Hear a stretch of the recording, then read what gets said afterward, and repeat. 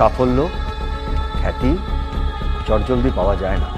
শাকিব খানের মতো কখনোই হতে পারবে না দেব।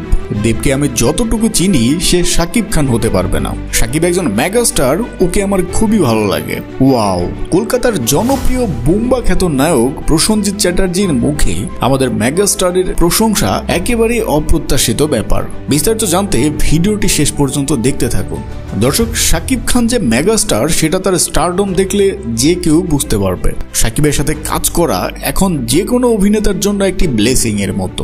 জানা গেছে শাকিবের আসন্ন সিনেমায় কাজ করা হবে ওপার বাংলার জনপ্রিয় অভিনেতা প্রসেনজিৎ চ্যাটার্জির সাথে। আর তাই নাকি শাকিবের প্রশংসায় পঞ্চমুখ এই অভিনেতা। যদিও দেব এবং প্রসেনজিতের অনেক ভালো সম্পর্ক, তবুও হঠাৎ দেবের খাদান নিয়ে কথা না বলে তিনি শাকিবের বরবাদ নিয়ে শুভকামনা দিয়ে বললেন, শাকিব অনেক বড় স্টার, তাকে আমার দারুণ লাগে।